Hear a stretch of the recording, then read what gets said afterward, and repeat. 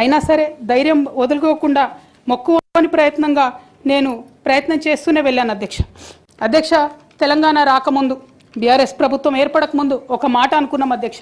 కేసీఆర్ గారే పదే పదే ఈ మాట చెప్పారు.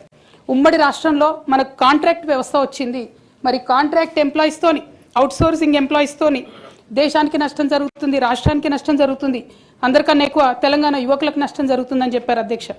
ఆనాడు వారు సరదాగా ఒక మాట అనేవాళ్ళు, అందరికీ కాంట్రాక్ట్ పోస్ట్ ఉంది, మరి ముఖ్యమంత్రికి కూడా కాంట్రాక్ట్ పోస్ట్ ఉంటుందా అని చెప్పి ప్రశ్నించేవారు అధ్యక్ష.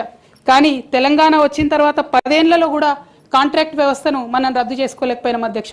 అది కాకుండా అవుట్సోర్సింగ్ ఎంప్లాయీస్ అవుట్సోర్సింగ్ వ్యవస్థను పెంచి పోసిపోయినాం అధ్యక్ష. బాధతో చాలా ఆవేదనతో నేను ఈ మాటలు చెప్తా ఉన్నా అధ్యక్ష. తెలంగాణ సమాజానికి ఏదైతే ప్రశ్నించడం నేర్పించినటువంటి బీఆర్ఎస్ పార్టీ అధ్యక్ష, అంతర్గత వేదికలలో అనేక సందర్భాలలో నేను ప్రశ్నిస్తే అధ్యక్ష నా మీద కక్ష కట్టారు అధ్యక్ష. కేసీఆర్ గారు చుట్టూ ఉన్నటువంటి కొందరు వ్యక్తులు, తప్పక చెప్తున్నాను అధ్యక్ష ఈ మాట, ఎందుకంటే భారతదేశ రాజ్యాంగం ప్రకారం రాజకీయ పార్టీలు ఏవైనా కూడా ప్రజలకు ఒక దిక్సూచిగా నిలవాలి అధ్యక్ష, ప్రజలకు ఒక దారిదీపంగా నిలవాలి. పార్టీలోనే అంతర్గత ప్రజాస్వామ్యం లేకపోతే రాష్ట్రంలో ఎట్లా ప్రజాస్వామ్యం ఉంటుందనే విషయాన్ని కూడా మనందరం గమనించాలి. కాబట్టి ఈ మాట చెప్తా ఉన్నాను అధ్యక్ష. మరి కక్షగట్టి నన్ను ప్రశ్నించినందుకు పార్టీ నుండి బయటకు పంపించారని చెప్పి చెప్పక తప్పదు అధ్యక్ష.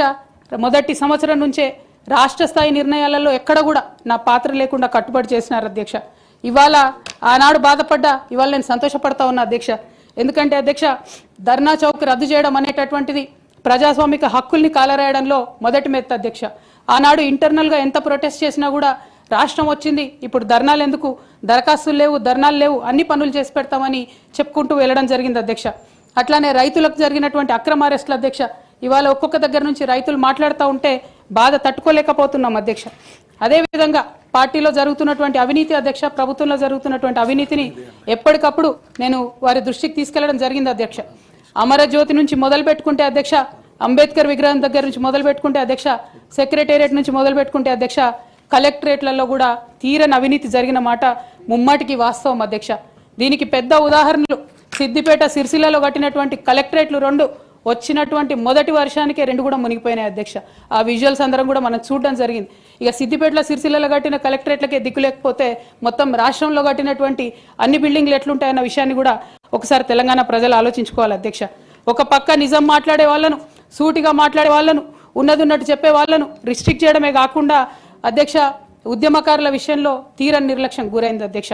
అనేక సందర్భాల్లో నేను పార్టీ నాయకులని, పెద్ద నాయకులను కూడా అనేక సందర్భాల్లో అడిగిన అధ్యక్ష. వేరే విధంగా సహకరించకపోతే, వేరే విధంగా వాళ్ళకి హెల్ప్ చేయలేకపోతే కనీసం సీఎం రిలీఫ్ ఫండ్ కింద మనిషికి 10 లక్షలు ఇద్దాం, ఎక్కడోళ్ళు అక్కడ సెటిల్ అయిపోతారు అధ్యక్ష అని కూడా అడిగినాం అధ్యక్ష. అది కూడా చేయలేదు. 43 లక్షల మందికి పెన్షన్లు ఇస్తున్నామని గర్వంగా మనం చెప్పుకుంటున్నాం. ఉద్యమకారులు కాన్స్టిట్యున్సీకి 1000 మంది కూడా ఉండరు.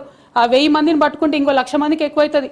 వాళ్ళకు పెన్షన్ ఇస్తే లాగుంటుంది, గౌరవంగా ఉంటుందని అనేక సందర్భాల్లో చెప్పినాం అధ్యక్ష. అది కూడా 69లో పనిచేసినటువంటి ఉద్యమకారులు వాళ్ళ స్ఫూర్తిని తీసుకొనే మనం ముందుకెళ్ళినామని చెప్పి మనం చెప్పుకున్నాం అధ్యక్ష. కానీ వారిని కూడా ఎన్నడూ కూడా గుర్తించలేకపోయినాం అధ్యక్ష.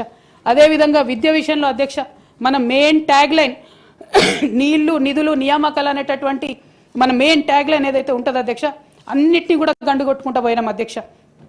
విద్య విషయంలో, నియామకాల విషయంలో, అన్ని విషయాల్లో అదే జరిగింది అధ్యక్ష.